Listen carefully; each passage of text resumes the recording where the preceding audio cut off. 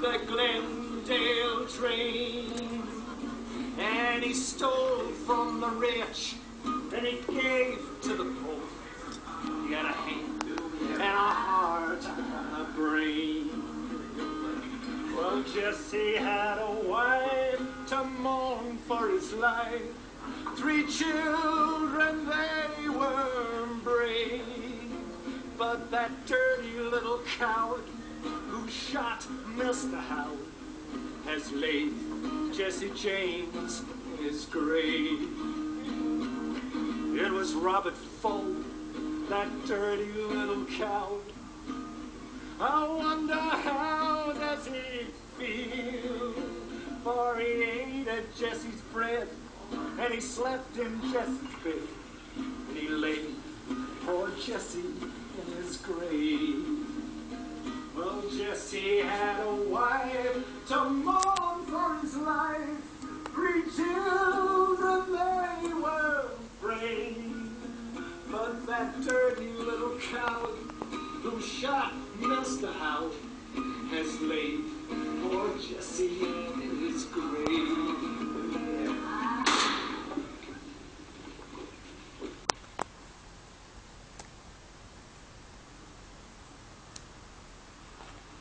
I'm Robert Ford.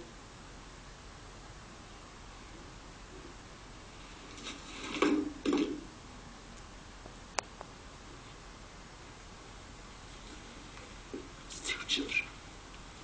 Not 30.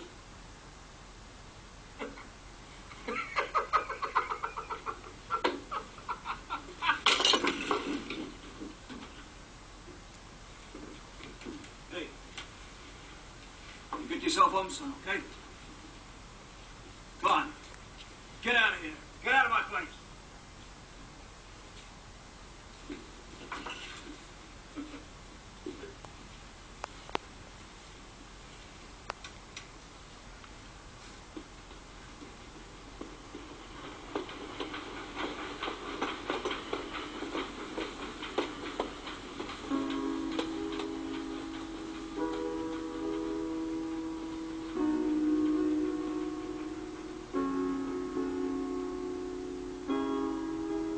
He thought, at his angriest, about visiting the kin of Jesse's slaughtered victims. Mrs. William Westfall in Plattsburgh. The Wymore family in Clay County.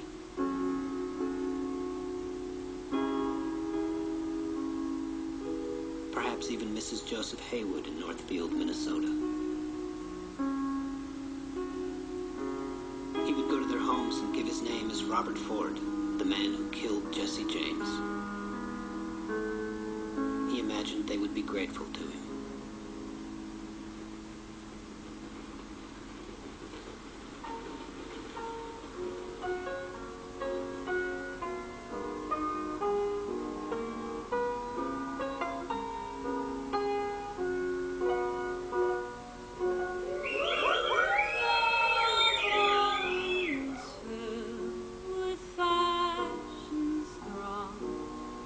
It shone with 1,000 lights,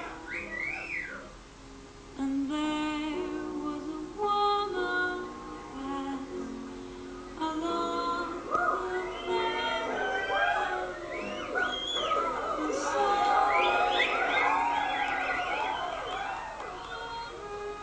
and It was only with Dorothy Evans that Bob spoke revealingly or plainly. And it was with her that he spoke of things he didn't know he knew. she married for wealth, not for love. He cried, though she lived in a mansion. He told her that he had no real memory of the shooting and its aftermath. He could remember lifting the gun that Jesse had given him. And then it was Good Friday, and he was reading about the funeral proceedings as if they'd happened a long time ago. Why did you kill him?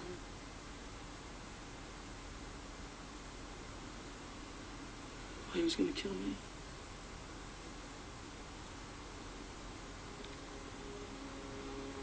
So you were scared and that's the only reason?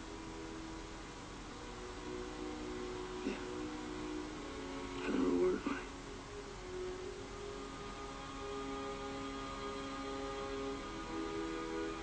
Do you want me to change the subject?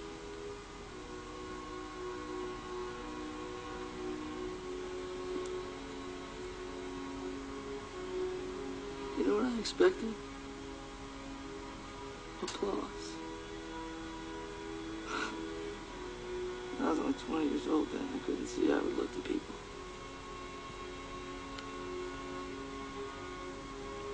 I was surprised by what happened. They didn't applaud. He was ashamed of his boasting, his pretensions of courage and ruthlessness. He was sorry about his cold-bloodedness, his dispassion,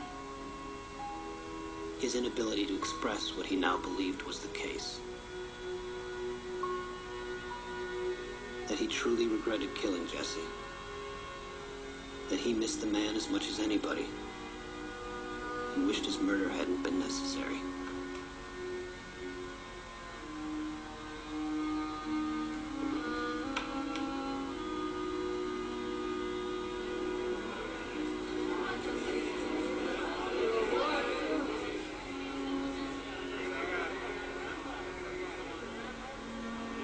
Even as he circulated his saloon, he knew that the smiles disappeared when he passed by. He received so many menacing letters that he could read them without any reaction except curiosity. He kept to his apartment all day, flipping over playing cards, looking at his destiny in every king and jack.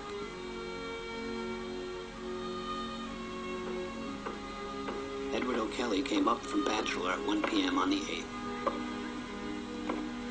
He had no grand scheme, no strategy, no agreement with higher authorities, nothing beyond a vague longing for glory, and a generalized wish for revenge against Robert Ford.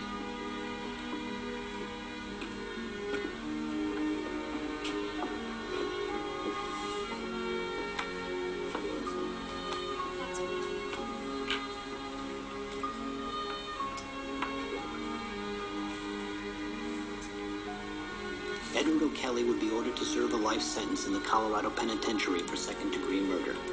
Over 7,000 signatures would eventually be gathered on a petition asking for Kelly's release, and in 1902, Governor James B. Orman would pardon the man. Shouldn't be wearing that stick pin again there, Bob.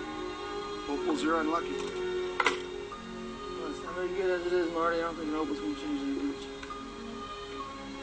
I hear you.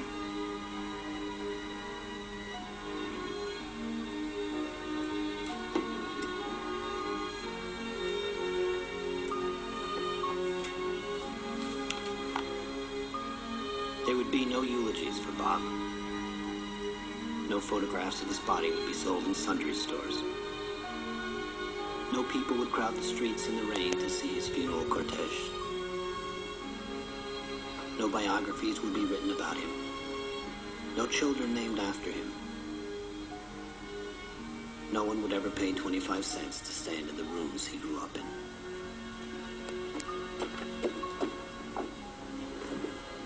Hello, Bob. The shotgun would ignite, and Ella May would scream. But Robert Ford would only lay on the floor and look at the ceiling, the light going out of his eyes, before he could find the right words.